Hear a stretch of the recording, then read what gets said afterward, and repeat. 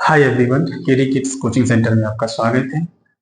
अभी हम लोग क्लास 10th के फिजिक्स का फर्स्ट चैप्टर पढ़ रहे हैं, प्रकाश का परावर्तन, रिफ्लेक्शन ऑफ लाइट, जिसमें हमने पिछले वीडियो में प्रकाश के बारे में जाना था और प्रकाश से जुड़ी हुई कुछ टर्म्स, प्रकाश क्या होती है और परावर्तित वस्तुएं अपरावर्तित वस्तुएं क्या होती है। हमने पारदर्शी, पारभासी और अपारदर्शी के बारे में पढ़ा था। आज उसी क्लास को आगे बढ़ाते हैं और आज हम लोग पढ़ने वाले हैं प्रकाश के परावर्तन के बारे में। प्रकाश के परावर्तन किसे कहते हैं। बीच में एक दिन का गैप हो गया है, कुछ निजी कारणों की वजह से वीडियो नहीं बन पाया था, तो आज हम उस चीज को शुरू करते हैं। तो हमें आज पढ़ना है प्रकाश का परावर्तन। प्रकाश का परावर्तन मतलब कि रिफ्लेक्शन ऑफ लाइट।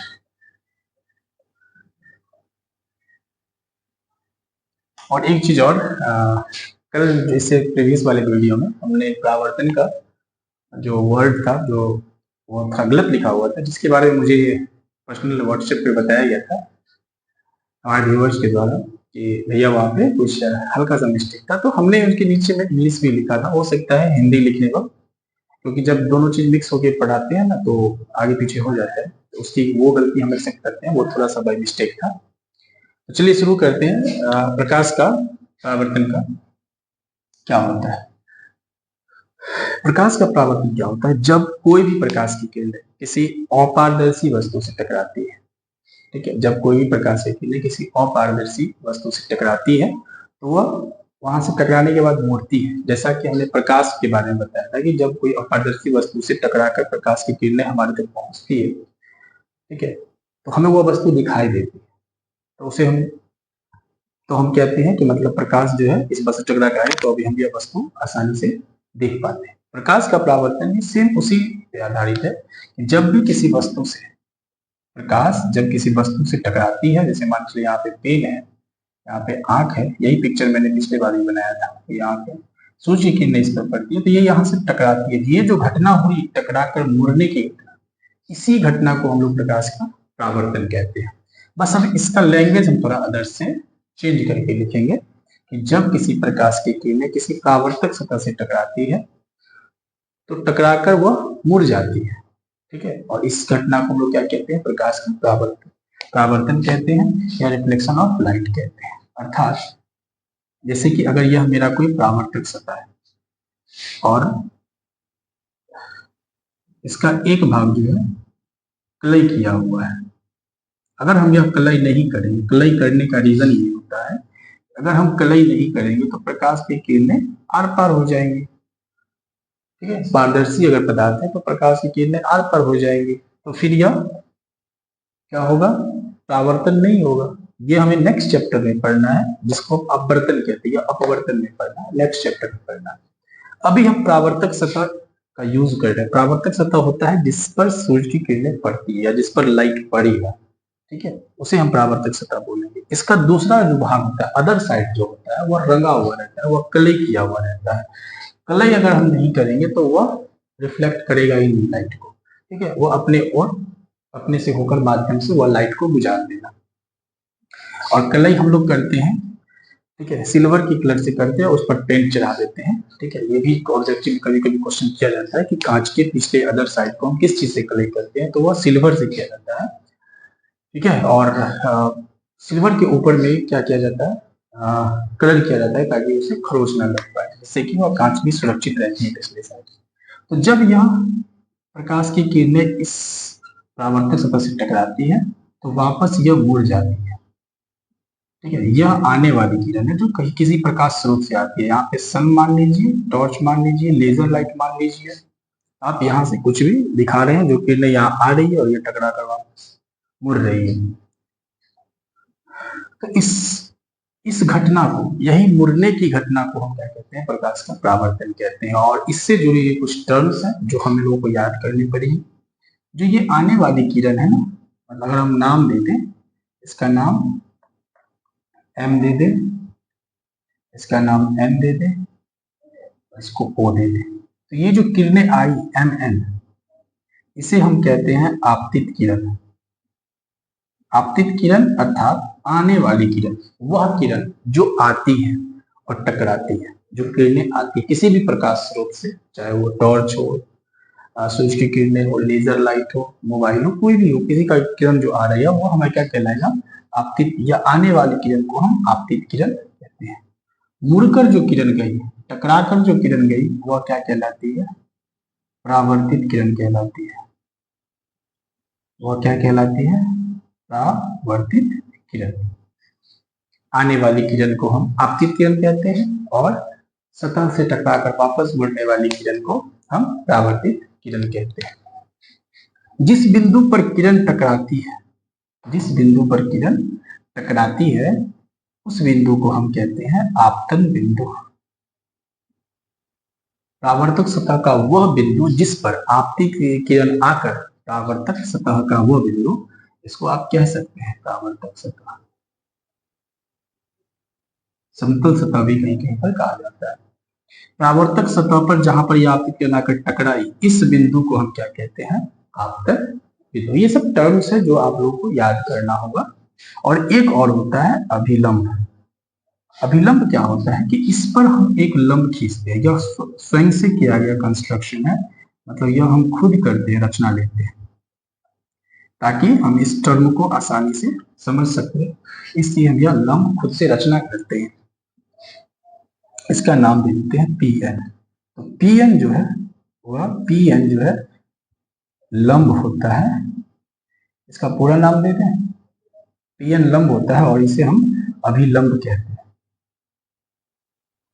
क्या बोलते हैं, अभिलंब कहते हैं। नॉर्मल कहा जाता है। क्या क्या टर्म्स है इसमें, 4 टर्म्स है। आने वाली किरण को आपतित किरण कहते हैं।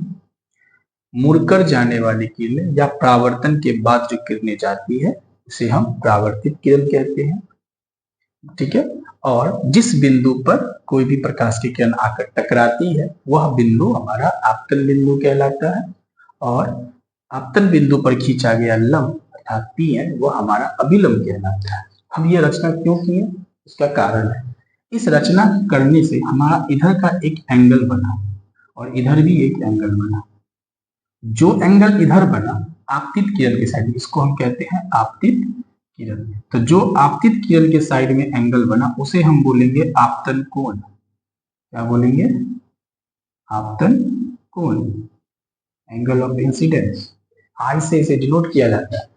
और जो इधर कोण बना, परावर्तित किरण के बगल में जो कोण बना, परावर्तित किरण के बगल में जो कोण बना, वो हमारा कहलाएगा परावर्तन कोण। इसे हम आर से डिनोट करते हैं। यह हमारा कहलाता है परावर्तन कोण। यह अभिलंब खींचने के बाद बना है। और मैंने कहा था कि अभिलंब, जब हम लोग खुद इस टर्म को इजी करने के लिए अभिलंब खींचते हैं, जिससे यह पता चलता है कि 2 कोण बना है और दोनों कोण क्या बनते हैं, पहला आपतन कोण बनता है और दूसरा परावर्तन कोण बनता है। तो ये जो भी चीजें अभी हुई हैं, यह एक घटना है जिसे हम प्रकाश का परावर्तन कहते हैं। और प्रकाश का परावर्तन में यह 4-5 टर्म जो है, यह याद करना होता है, याद रखना होता है। तो आई होप आप लोगों को यह चीज समझ में आ गया होगा कि प्रकाश का परावर्तन क्या होता है। जब भी कोई प्रकाश की किरण किसी परावर्तक सतह से या किसी अपारदर्शी वस्तु से टकराती है, तो वह टकराकर मुड़ती है। इस घटना को हम प्रकाश का परावर्तन कहते हैं। और यह जो घटना होती है उसमें कुछ कुछ शब्दावलियां आ जाती हैं कि जो किरण आती है उसे आपतित किरण कहते हैं, जो किरण मुड़ के जाती है उसे परावर्तित किरण कहते हैं।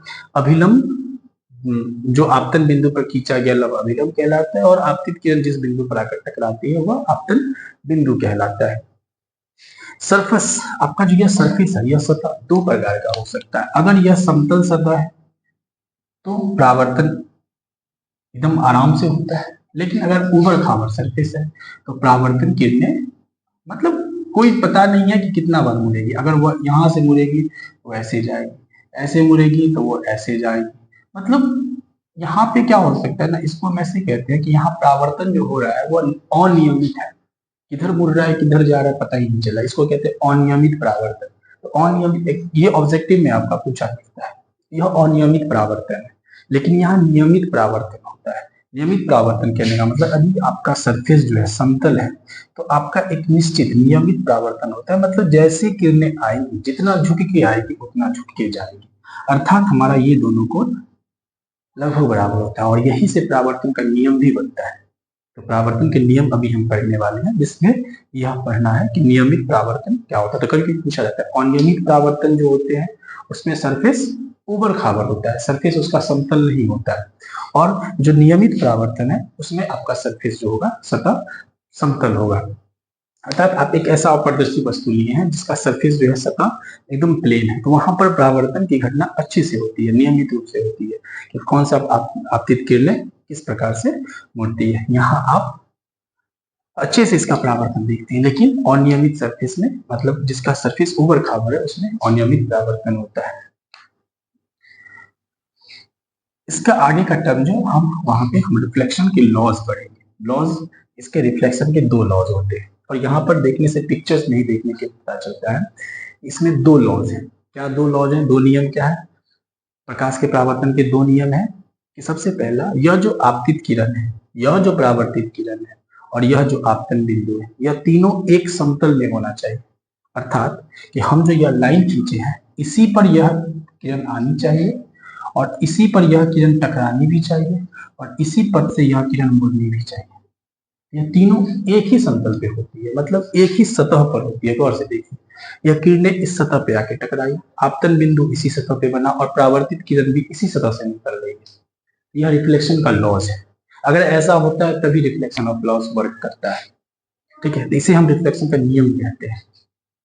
इस इस चीज में वैसा नहीं होता है, इस चीज में होता है। कहने का मतलब ये नहीं कि नहीं होता, इसमें होता है, बट यहाँ परावर्तन एक तरह से कहते हैं ना, अनियमित है।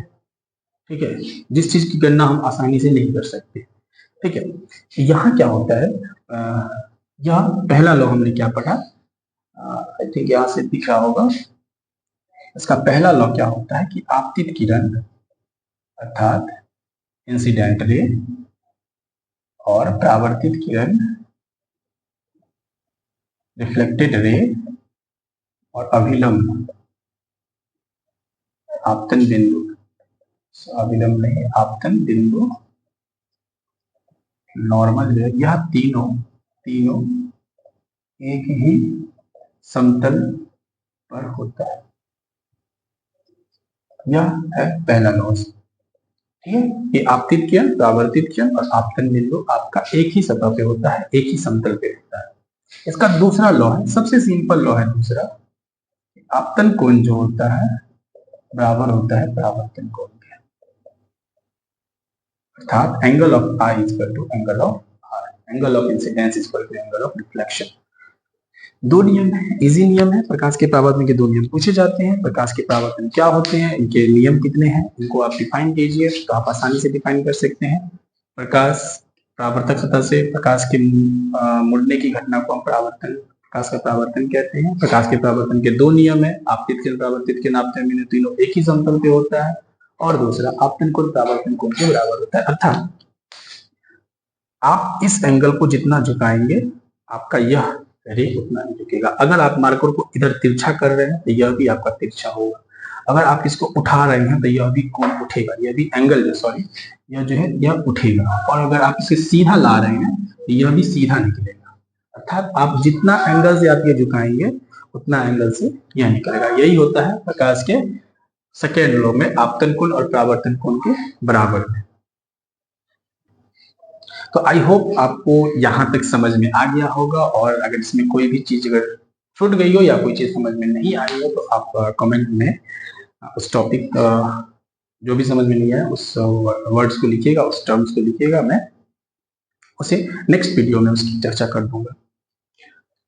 अब इसके आगे जो हमें प्रकाश के परावर्तन के बाद पढ़ना है, तो दर्पण के बारे में पढ़ना है कि दर्पण क्या होता है, और दर्पण में हम देखेंगे कि दर्पण में परावर्तन किस प्रकार होता है और दर्पण में इमेज फॉर्मेशन कैसा होता है। तो हम इस चीज को रफ को मतलब साफ कर देते हैं और चलते हैं दर्पण। दर्पण जो होता है शीशा का, कांच का एक टुकड़ा होता है जिसका एक भाग कलई किया हुआ रहता है, दर्पण कहलाता है। और दर्पण जो होता है दो प्रकार का होता है। There are two types of mirror. पहला है समतल दर्पण, ठीक है, और दूसरा है गोलीय दर्पण, गोलीय दर्पण। प्लेन मिरर,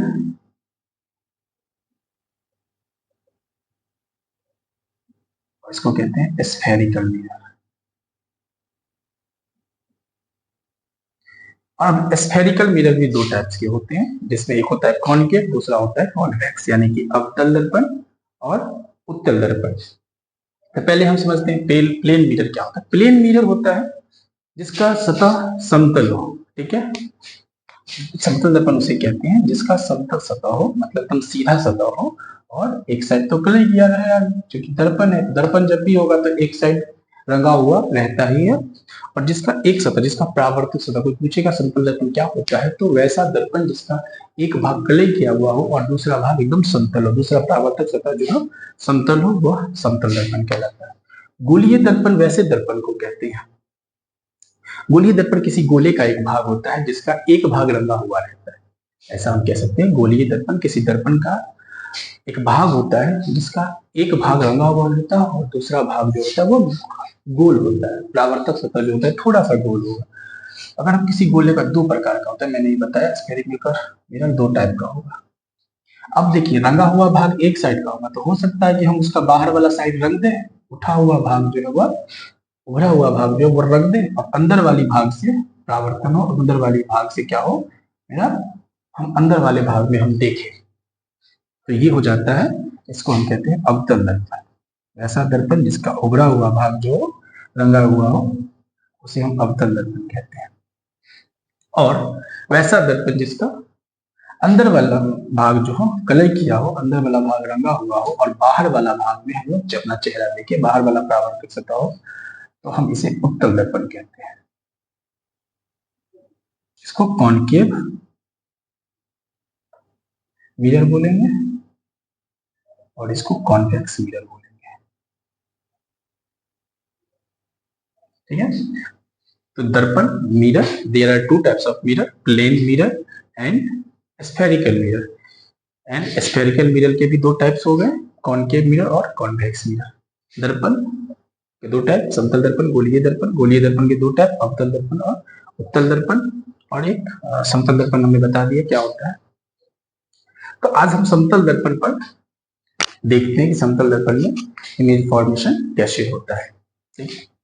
तो इसको भी हम रफ कर देते हैं। देखिए अगर कोई चीज आपको नोट करने लायक है, जो भी चीज आप नोट करना चाहते हैं आप नोट कर सकते हैं वीडियो को पॉज करके, और मैं डिफिनेशन बोल देता हूँ, ठीक है। डिफिनेशन कहाँ से बोलता हूँ, वो लिखूंगा अगर तो यह वीडियो बहुत बड़ी बनेगी, फिर वो बोरिंग होने लगेगा, ठीक है। तो मैं कोशिश करता हूँ कि आसान शब्दों में आप लोगों को यह चीज समझाऊं, और मैं कोशिश करूंगा कि अगर ये सब चीजें और मेरे पास वो इक्विपमेंट सब आ जाते हैं तो मैं प्रैक्टिकली भी क्लास में यह चीज दिखा दूंगा, ठीक है। तो अगर कोई चीज नोट करने आपको लगता है कि मुझे यह चीज मतलब हार्ड लग रही है या अभी समझ में नहीं है, तो आप उस चीज को नोट कर ले और बार बार देखें, ठीक है, बार बार दोहराएं, आपको वो चीज इजी लगने लग जाएगी। तो अभी हम पढ़ते हैं प्लेन मिरर में इमेज फॉर्मेशन कैसे होता है। यह हमारा एक प्लेन मिरर है, ठीक है। प्लेन मिरर में क्या होता है, हम दर्पण को यहाँ पे रखते हैं, कोई भी वस्तु को, ये हमारा दर्पण है, कोई भी वस्तु को हम यहाँ पे रखते हैं, ठीक है। तो एंगल जो अभी हमने आपतित किरण की बात की, जो इंसिडेंट रे है, वह जब आती है तो आपतित किरण यहाँ से टकराती है, और आपतन को अभी हमने पढ़ा है, परावर्तन किरण, जब भी किरण जो आती है यह नॉर्मल है, आपतन में तो अच्छा ठीक है। हम क्या करते हैं ना, जिस तरह से मैंने ये बनाया है, अभी हमने आपको परावर्तन का नियम से ऐसे बताया, ठीक है, कि परावर्तन या किरणें आती है वापस मुड़ के जाती है, तो हम दोनों में बता रहे हैं। ये प्लेट, चूंकि हम लोग मिरर को सीधा खड़ा करके रखते हैं, नीचे ऐसे खड़ा करके नहीं रखते, सीधा खड़ा करके रखते, इसलिए मैंने ये बनाया है, ठीक है। अगर आपको समझने में प्रॉब्लम होगा तो हम ये भी बना के दिखा सकते हैं, ठीक है? पहले हम यहाँ समझते हैं क्या होता है। तो यह जो किरणें आती हैं, यह किरणें आपस में यह आई, ठीक है, और यह मुड़ के निकल गए, ठीक है। यह मुड़ के क्या हुई, जितना झुकेगी उतना ही मुड़ेगी। चलो यहाँ से मोड़ लेते हैं, थोड़ा और उठेगा, ये मतलब जितना झुक के आई उतना ही झुक के निकली, अर्थात यहाँ पर बन रहा है एंगल ऑफ आई और ये नीचे वाला बन रहा है एंगल ऑफ आर। आपतित किरण ये है और परावर्तित किरण ये है, यह मुड़कर निकल गई। अर्थात ऐसे में बनाएंगे तो यह आपतित किरण है और यह परावर्तित किरण है और यह बीच में हम डाले हैं अभिलंब। यहाँ भी वही किए हैं, आपतित किरण है, बीच में अभिलंब है और यह परावर्तित किरण है। अब क्या होता है वो देखिए कि यह किरण जो परावर्तित होगी जाती है तो इधर इमेज नहीं बन रहा है, इधर इमेज नहीं बन रहा है, ठीक है। तो हम क्या करते हैं, इस लाइन को पीछे की ओर, और एक किरण जो है यहाँ से ऐसे टकराती है और वापस मुड़ जाती है, क्योंकि हमने बताया था कोई भी किरण, कोई भी लाइन जो है अगर वह सीधा आएगी, कोई भी लाइन अगर वह सीधा आएगी, मतलब देखिए यहाँ से कोई भी लाइन अगर सीधा आएगी तो वह सीधा ही निकल जाएगी मुड़ के। यहाँ भी वही चीज हो रहा है, यह जो अब किरण है, यह किरण टकरा कर यहाँ से वापस सीधा मुड़ गई, मतलब इसी पर आपतित किरण और इसी पर परावर्तित किरण, ठीक है। यहाँ भी वही चीज हुआ है। तो इसका इमेज फॉर्मेशन अभी नहीं बन रहा है। इमेज फॉर्मेशन कब बनेगा, जब हम इस लाइन को आगे की ओर मानते हैं, कल्पना करते हैं कि यह लाइन कांच को पार करते हुए पीछे गई है और यह जो लाइन है वह भी कांच को पार करते हुए पीछे गई। सेम चीज यहाँ पे, यह जो लाइन है यह कांच को ऐसे पार करते हुए पीछे क्यों गई, ठीक है, ऐसा करते हैं, और यह भी लाइन जो है कांच को पार करते हुए पीछे की ओर गई, ठीक है, यहाँ पे। तो जहां ये दोनों लाइन मिली वहां पे बनता है इसका इमेज, मतलब यह जो आपतित किरण आई, परावर्तित किरण के गई, किरण गई और यह भी आपतित किरण आई, परावर्तित होकर गई, तो यह दोनों रेखा कहीं पर मिलती हुई नजर नहीं आई। लेकिन जब हम उस रेखा को दर्पण के पीछे की ओर, दर्पण ये है, दर्पण के पीछे की ओर बढ़ाए तो एक बिंदु पर वह मिलती हुई प्रतीत होती है। तो जिस बिंदु पर यह मिलती हुई प्रतीत होती है वहां पर इमेज बनता है, ठीक है। तो इस समतल दर्पण में इमेज हमारा दर्पण के पीछे बनता है और इसी प्रकार से बनता है। यहाँ भी वही चीज हुआ, यहाँ जो वस्तु रखा हुआ था, यहाँ वस्तु रखा हुआ था कोई, उसका इमेज हमारा यहाँ बनता हुआ दिखाई देता है। मतलब दर्पण के ऊपर अगर कोई हम वस्तु को रखें तो हमारा दर्पण के नीचे की ओर प्रतिबिंब बना, और दर्पण की आगे की ओर अगर हम कोई चीज को रखें तो दर्पण के पीछे की ओर प्रतिबिंब बनता है, ठीक है। यही समतल दर्पण में बनने वाली प्रतिबिंब की विशेषता है। और प्रतिबिंब कह रहे हैं, इसका मतलब ये समझिए, प्रतिबिंब मतलब होता है एक से छाया, ठीक है। उसी का साइंस में एक वर्ड है प्रतिबिंब। और प्रतिबिंब दो प्रकार के होते हैं, एक होता है वास्तविक प्रतिबिंब, एक होता है काल्पनिक प्रतिबिंब। पढ़ना है, और गोलीय दर्पण पढ़ने से पहले जब गोलीय दर्पण के बारे में डिटेल जानेंगे तब हम प्रतिबिंब के बारे में बताएंगे। दो प्रतिबिंब होता है, एक वास्तविक प्रतिबिंब और एक काल्पनिक प्रतिबिंब। वास्तविक प्रतिबिंब होता है जो उल्टा होता है, जिसे हम पर्दे पर प्राप्त कर सकते हैं। और आभासी प्रतिबिंब अर्थात काल्पनिक प्रतिबिंब जो होता है वो पर्दे पर प्राप्त नहीं किया जाता है। पर्दे पर प्राप्त नहीं करने का मतलब है कि वो पीछे की ओर बनता है, इसे हम पर्दे पर प्राप्त नहीं कर सकते हैं, जब पीछे की ओर बनता है। तो वो डिटेल जब हम वास्तविक प्रतिबिंब और काल्पनिक प्रतिबिंब गोलीय दर्पण के पढ़ाने के बाद पढ़ाएंगे तो उसमें समझ में आएगा। अभी फिलहाल हम ये समझते हैं कि समतल दर्पण में जब भी हम वस्तु को आगे रखते हैं तो उसका इमेज कहाँ बनता है, पीछे बनता है। जितना बड़ा वस्तु होता है उतना ही बड़ा इमेज बनता है। ये सब क्या है, समतल दर्पण में बनने वाली इमेज की विशेषताएं, ठीक है। दो विशेषताएं होंगे। आई होप आपको ये इमेज फॉर्मेशन समझ में आ गया होगा। देखिए अगर इस इमेज को आप क्या कर सकते हैं, आप लिख सकते हैं यहाँ पे एम एन ओ। अगर एग्जाम में पूछा जाता है कि आप प्रतिबिंब या डायग्राम के माध्यम से बताइए तो बता सकते हैं एम एन ओ। अगर यह वस्तु है, यहाँ पे एम देते हैं ना, तो इसको कोई और नाम पी दे दीजिए, एम पी, इसको एम डैश पी डैश कर दीजिए, ठीक है। ये ऐसे करके इमेज बना सकते हैं। एम पी वस्तु है, उसका एम डैश पी डैश छाया है, ठीक है, ये चीज है। तो इसमें विशेषता क्या देखते हैं कि वस्तु जितना आगे होता है प्रतिबिंब उतना ही पीछे बनता है। मतलब वस्तु जितना दूरी पर होगा, वस्तु दूरी जितना होगा प्रतिबिंब की दूरी भी उतनी ही होगी। दूसरा क्या गुण देखते हैं कि जितना बड़ा इमेज बनेगा, वस्तु की ऊंचाई जितनी होगी, वस्तु की ऊंचाई जितनी होगी प्रतिबिंब की भी ऊंचाई उतनी ही होगी, प्रतिबिंब की ऊंचाई उतनी होगी। तीसरा, प्रतिबिंब सीधा बनता है। जो छाया जो है हमारा वह क्या बनता है, प्रतिबिंब सीधा बनता है। और प्रतिबिंब इसी सीधा को हम काल्पनिक कहते हैं। काल्पनिक बनेगा, सीधा बनेगा, आभासी बनेगा। हम आभासी क्या कह रहे हैं, काल्पनिक और आभासी वर्ड को समझिए। काल्पनिक मतलब कल्पना करना, कल्पना करना। हमने यहाँ कल्पना ही तो किया है कि यह लाइन पीछे की ओर मिल रही है, तो यह कोई वास्तविक वास्तविक बनता तो यहीं पे कहीं पे आपस में ये किरणें टकराती, और यहीं पे सामने में मतलब दर्पण के ठीक सामने में ही यह किरणें आकर टकराती और दर्पण के सामने में ही इमेज बनता, जो अवतल दर्पण में बनता है। ठीक है, लेकिन यहाँ दर्पण के सामने कहीं पर भी कट नहीं हुआ, दर्पण के पीछे कट हुआ, दर्पण के पीछे जाकर वो बिंदु मिलती है, तो इमेज फॉर्मेशन दर्पण के पीछे होता है, जो हमने कल्पना किया है। और कल्पना किया है इसलिए इसका नाम काल्पनिक पड़ा है, कि यह जो इमेज बना है वो काल्पनिक इमेज है, काल्पनिक प्रतिबिंब है। ठीक है, और यह आभासी है। ठीक है, इसका दूसरा नाम है आभासी, मतलब हमने आभास हमें लगा है कि यह पीछे की ओर बना है। चौथी विशेषता दर्पण में क्या होती है, पार्श्विक परिवर्तन होता है। पार्श्व परिवर्तन होता है। पार्श्व परिवर्तन कहने का मतलब दर्पण में छाया सीधा बनता है, सब चीज सीधा होता है, लेकिन कभी कभी कुछ चीजें हमें उल्टा दिखाई देती है। दायां उठाएंगे तो बायां दिखाई देगा, अगर उसमें हम कोई वर्ड आर दिखाते हैं इस तरह से तो हमें आर ऐसा बनता हुआ दिखाई देता है, तो इस घटना को हम पार्श्व परिवर्तन कहते हैं। अर्थात कुछ चीजें होती हैं जो हमें सीधा दिखाई देती है, ए का ए बनता है, ओ का ओ बनता है, लेकिन कुछ चीजें जो होती हैं हमें उल्टा दिखाई देती है। अगर आप बी ऐसा दिखाएगा तो बी ऐसा दिखेगा, हम दायां हाथ उठाएंगे तो उसमें लगेगा कि बायां हाथ उठ रहा है। तो इस घटना को हम कहते हैं पार्श्व परिवर्तन। यह समतल दर्पण में हमें देखने को मिलता है, तो यहाँ पे क्या लिख सकते हैं, पार्श्व परिवर्तन इसमें देखने को मिलता है।